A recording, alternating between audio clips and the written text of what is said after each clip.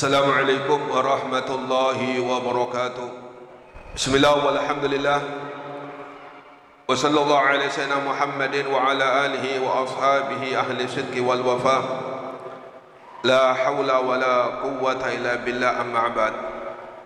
Yang sama-sama kita muliakan dan dimuliakan oleh Allah Subhanahu wa taala, para sesepuh, bini sepuh, tokoh masyarakat, segenap pengurus Masjid Al-Irsyad, utamanya kepada Abah Haji Sadri dan juga kepada Al-Ustaz Abdul Mu'ti.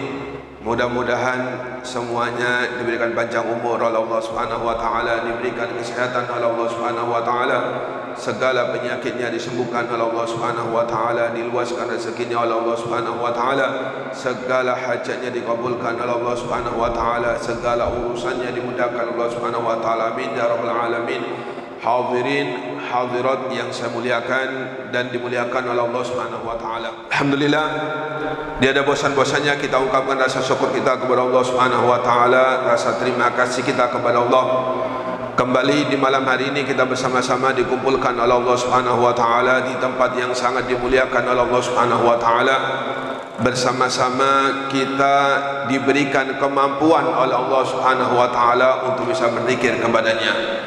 Kita memohon kepada Allah Subhanahu wa taala, kita meminta kepada Allah di waktu yang sangat mustajabah, di tempat yang sangat dimuliakan oleh Allah Subhanahu wa taala, dengan berkat kemuliaan Ar-Rasul sallallahu alaihi wasallam dan dengan berkat kemuliaan para habaib, para wali-wali Allah Subhanahu wa taala, utamanya dengan berkat kemuliaan Al-Imam Al-Qutub Al-Habib Abdullah Al-Haddad.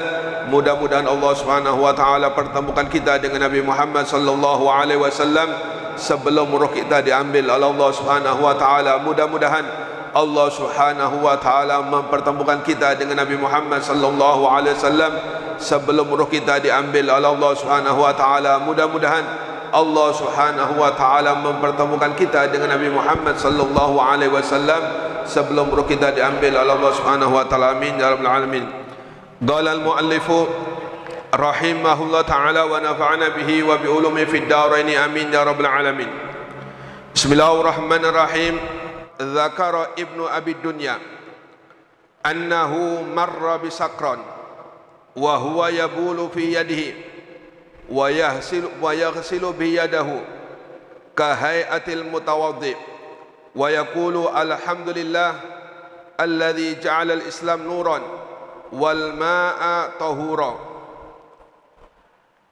Wa qalu sallallahu alaihi wasallam awwalu ma nahani rabbi ibada ibadatil awthan an syurbil khamri wa mulahatir rijal ila akhiri ma qala radhiyallahu ta'ala.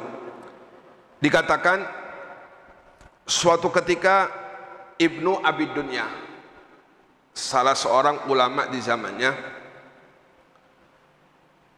beliau ketika berjalan melihat seorang pemabuk. Tanpa sengaja Ibnu Abi Dunya ini melihat seorang pemabuk yang lagi teler di jalan, dan seorang pemabuk ini kencing, dan kencingnya ditadai dengan tangannya. Jadi kencing, ya, kencingnya ditadai dengan kedua tangannya. Wa yaghsilu biyadahu, setelah dia kencing ditadai dengan tangannya, kemudian ia usapkan atau ia siramkan kepada mukanya seperti layaknya orang yang wudu, ya, persis dengan orang wudu. Dan si mabuk ini atau pemabuk ini mengatakan alhamdulillah. Jadi walaupun mabuk tapi masih ingat Allah Subhanahu wa taala.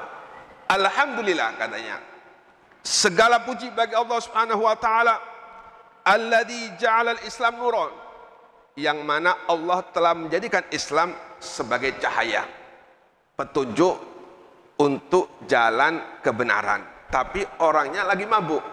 Cuma alhamdulillah, luar biasa, walaupun mabuk masih ingat bahwasanya Islam itu jalan menuju kebenaran. Wal ma'a tahura, Dan segala puji bagi Allah Subhanahu wa taala yang telah menjadikan air suci lagi mensucikan. Padahal air kencing. Alhamdulillah alladzi ja'alal Islam nura wal ma'tahura. Dan segala puji bagi Allah Subhanahu wa taala yang telah menjadikan air suci mensuci, padahal air kencing. Inilah orang mabuk itu. Orang mabuk ini memang akalnya hilang. Makanya kata ulama, orang yang mabuk ketika pulang ke rumahnya masih tetap dalam keadaan mabuk, dikhawatirkan dia mentalak istrinya sedangkan dia tanpa sadar. Jadi walaupun tanpa sadar, ketika ia mengucapkan tolak, maka jadi tolaknya. Ketika jadi tolaknya, setelah mabuk dia sadar kemudian berhubungan, maka terjadilah hubungan tersebut bukan hubungan sah, namun hubungan zina. Kenapa?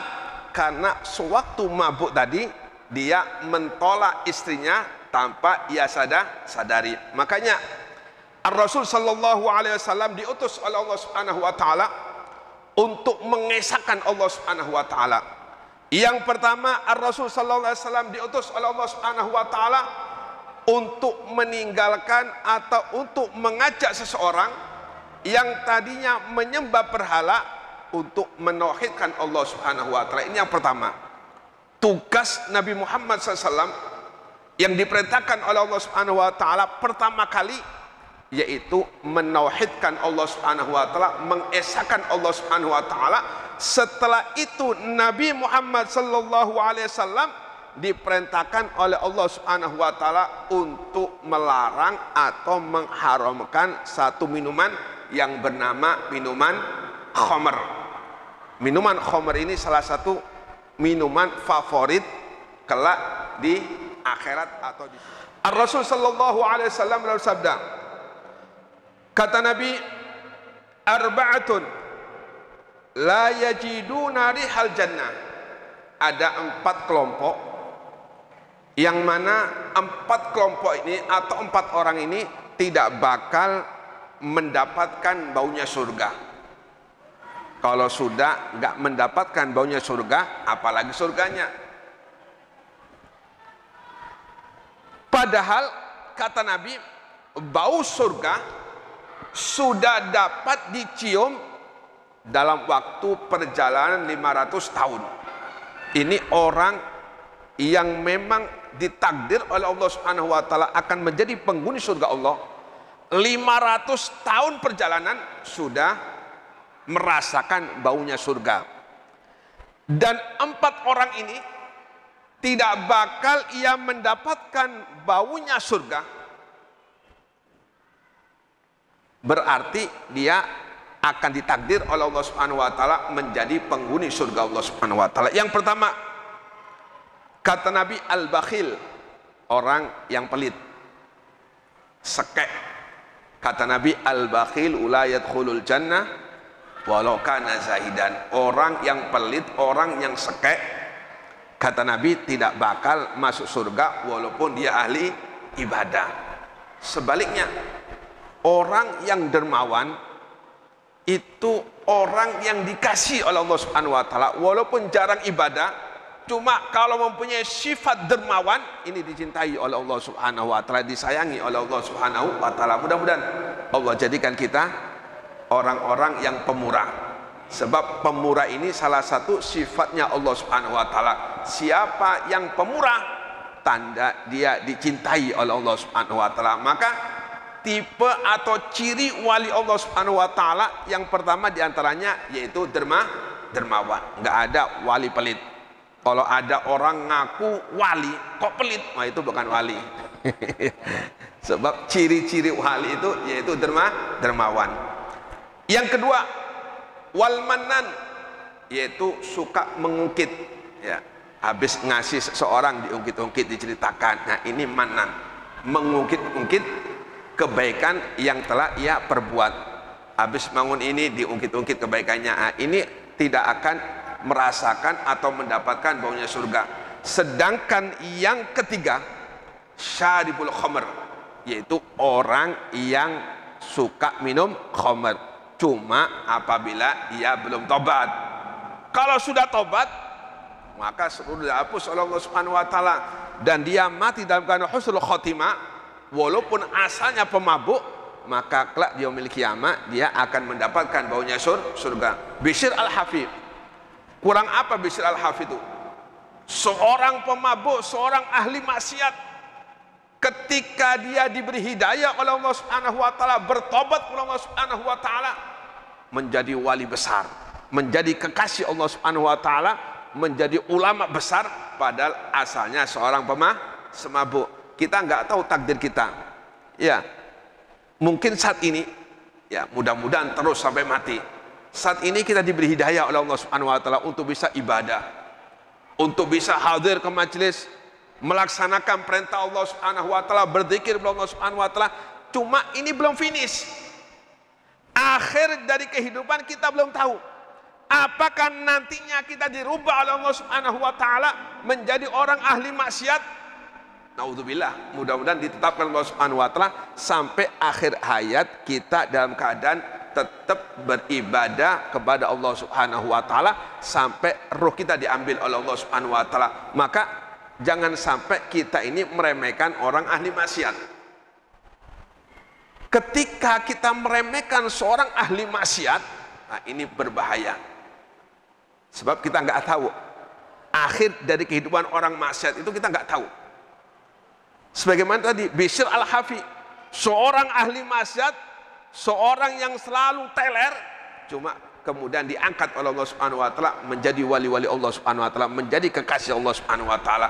Maka jangan sampai kita menjelekkan salah satu makhluk Allah Subhanahu wa taala walaupun zahirnya dia itu orang ahli maksiat. Ketika kita meremehkan seorang makhluk Allah yang kebetulan saat itu dia diuji oleh Allah Subhanahu wa taala, diberi musibah Allah Subhanahu wa taala menjadi orang ahli maksiat, maka kewajiban kita yaitu kita mendoakan kepada Allah Subhanahu wa taala, dan mudah-mudahan kita jangan sampai dibalik oleh Allah Subhanahu wa taala justru menjadi orang yang ahli maksiat Allah Subhanahu wa taala. Sedangkan yang keempat kata Nabi Muhammad sallallahu alaihi wasallam yaitu aqul walidain, durhaka terhadap kedua orang tua. Durhaka terhadap kedua orang tua ini nggak ada jalan lagi sudah. Tidak bakal dia mendapatkan syafaat Nabi Muhammad. Minta maaf, kalau orang itu pemabuk dan dia mati belum bertobat kepada Allah, asal dia matinya dalam keadaan Islam, tetap beriman kepada Allah Subhanahu wa taala, masih bisa diharapkan untuk mendapatkan syafaat Nabi Muhammad sallallahu alaihi wasallam. Cuma kalau sudah aqul walidain dan dia mati dalam keadaan masih tetap aqul walidain, walaupun dia tetap Islam, beriman Allah Subhanahu wa taala, Nabi terlepas. Kata Nabi Muhammad, ana bariun mimman la tuaddi haqqa walidain. Kata Nabi Muhammad, aku terlepas, aku terbebas, yakni Nabi tidak diizinkan oleh Allah Subhanahu wa taala untuk memberikan syafaat kepada orang yang durhaka terhadap kedua orang tua. Mudah-mudahan Allah Subhanahu wa taala selalu beri hidayah, beri kepada kita semua sehingga kita selalu di jalan yang diridhoi oleh Allah Subhanahu wa taala, mati dalam keadaan Islam, iman kepada Allah Subhanahu wa taala. Amin ya rabbal alamin.